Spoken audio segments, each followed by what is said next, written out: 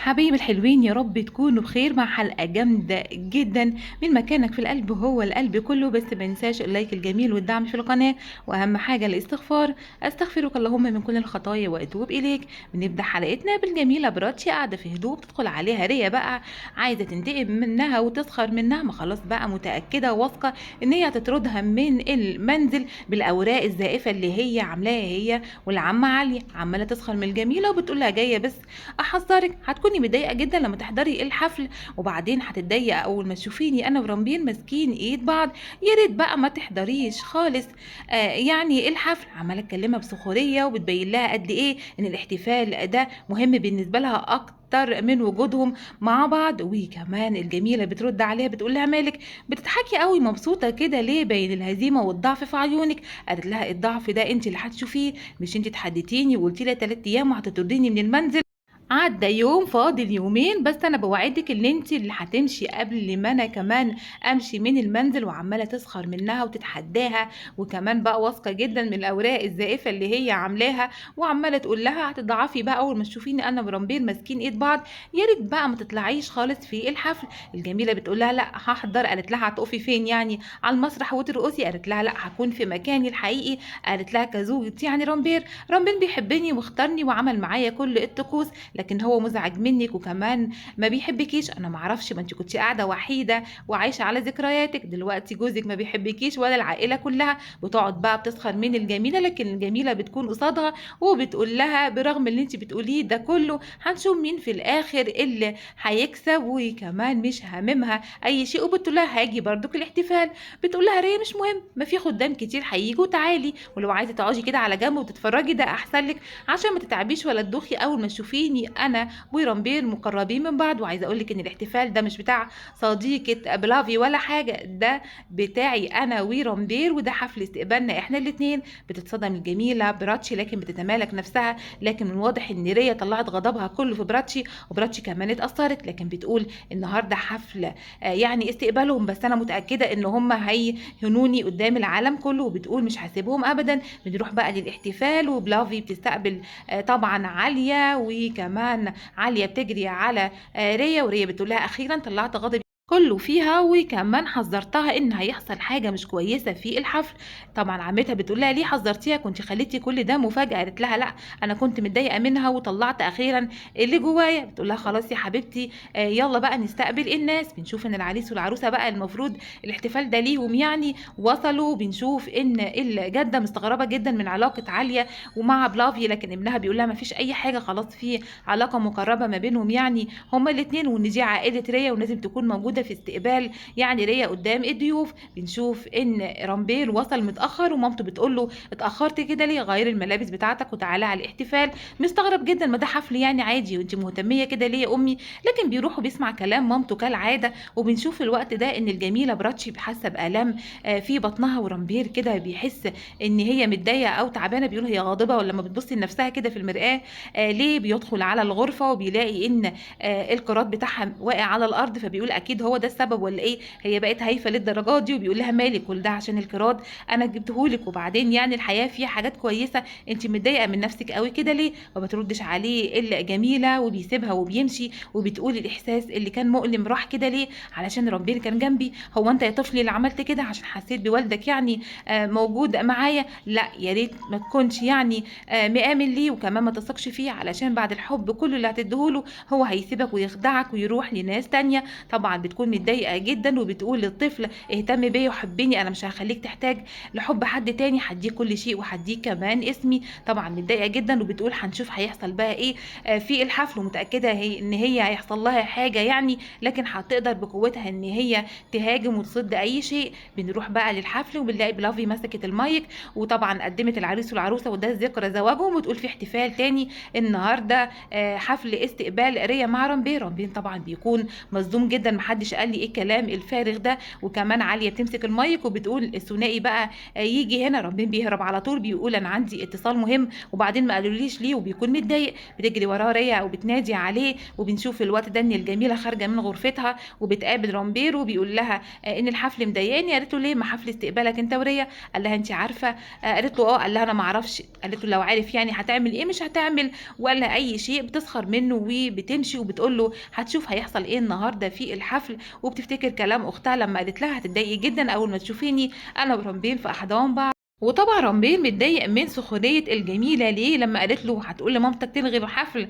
ولا هتعمل ايه. هي عارفة متأكدة ان هو مش هيعمل اي شيء. تنزل بقى على الحفل. طبعا بلافي اول ما بتشوفها بتقول لها ايه اللي جابك الحفل ده يعني للمقربين. قالت لها ايوه زي ما انت بتقولي محدش يعني هنا غريب. انا يعني كنت المنزل. قالت لها لا انتي بالنسبه لي فساد وحاجه سيئه في المنزل. قالت لها مالك يعني يا حماتي بالراحه يعني على اعصابك ازاي تكلميني بالطريقه دي. قالت لها هو انت جايه عشان تفسدي لي الحفل؟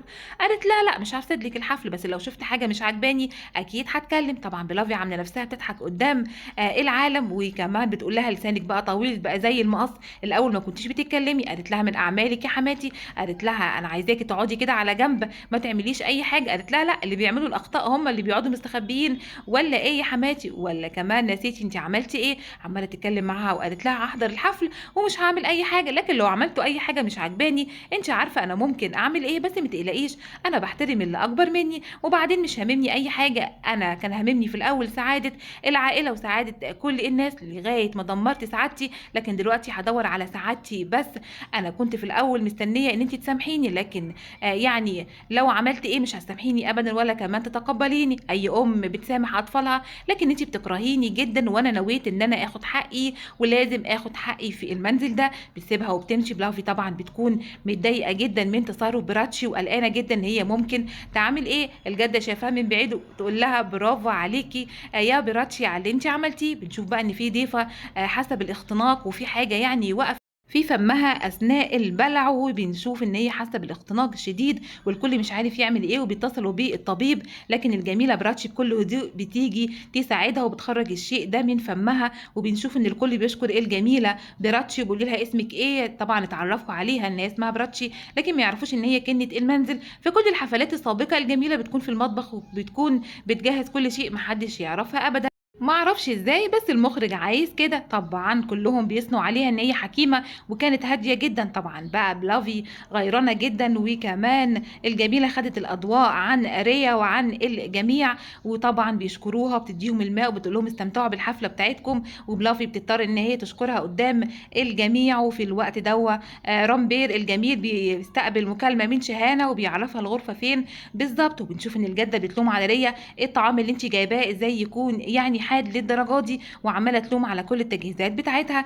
الجميله شهانه وصلت على غرفه رامبير. طبعا براتشي شافتها وبتجري وراها لكن الساري بتاعها بيتشبك ومش عارفه توصل لهم وعايزه تعرف بيقولوا ايه. طبعا منفعله جدا شهانه ورامبير بيهديها بيقول لها اسمعي بس الكلام هقول لك كل شيء. بيحكي طبعا حكايه خيانه الجميله براتشي مع سيت. طبعا الحكايه دي زائفه خالص والجميله بتفهم وبتقول له انا مش هتكلم معاك ابدا. بيقول لها في ايه اهدي انا بتكلم معاكي تتعصبي كده ليه؟ قالت له علشان المفروض ما اتكلمش معاك المفروض كنت اتكلمت مع براتشي وكنت سالتها. فبيقول لها انا سالتها بس ما كانش فيه اجابه ولو انت بدالي يعني بصدق كنت عملتي ايه؟ قالت له فعلا كنت هتعصب بس بعد كام يوم كنت هرجع لبراتشي وكنت هعتذر لها عشان انا متاكده ان براتشي استحاله تعمل كده واللي بتعمله دلوقتي ليها الحق فيه ويلا بقى احصد النتيجه اللي انت عملتها. بتجري طبعا بيحاول يوقفها لكن بتشوف الجميله اللي بتحضنها وبتقول لها كل اللي حصل ده وما قلتليش ليه. وكمان اول ما بيشوفوا رامبير بيبعدوا. وفي الوقت ده الجده بقى بتجيب بلافي على جنب بتقول لها بلاش بقى حكايه استقبال ريا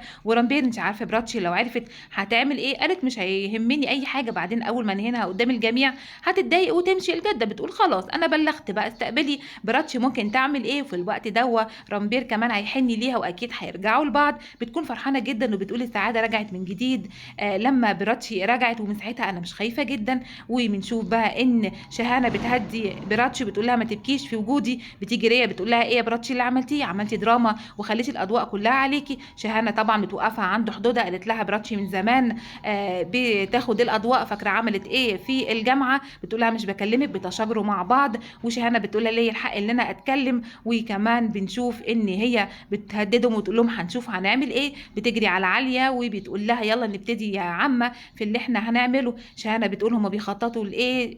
الجميلة براتشي بتقول هيقدموا يعني ريا ان هي زوجة رامبير. رامبير بيجي بقى وبيلوم على شهانة انا مش بكلمك، بتتعصبي كده زي اختك ليه. شهانة بتقول له المفروض تتكلم مع براتشي. قال لها حاولت اكلمها ووقفها كتير لكن طبعا منعتني وما ادتنيش كمان الرقم بتاعها. بيلوموا على بعض طبعا الثنائي الجميل براتشي ورامبير. وطبعا شهانة بتقول لها ما قلتليش موضوع الرقم ده. وفي الوقت ده بنشوف ان عالية ماسكة المايك وبتقول ان هي سعيدة جدا من زواج رامبير من ريا، وان هي مطمنة في وجودها في المنزل هنا. وبلافي كمان بتمسك المايك وبتقول دي كانت امنية حياتي ان هم يتزوجوا، وانا كنت سعيدة جدا يوم زواجهم. وزوجها بيطبل هو كمان وبيقول دي كانت سعيدة أكتر من زواجنا من بعض. وفي الوقت ده رامبير واقف يتكلم مع براتشي وبتقول له مش هتقول حاجة. قال لها مش هتكلم لحد ما تقولي قدام الجميع اللي انت رفضتي تديني الرقم. طبعا ريا بتشوفهم مع بعض بتتجن وبتجري عليه بتقول له تعالى انت واقف هنا ليه. وبيكملوا بقى ان هم فرحانين جدا بالاحتفال.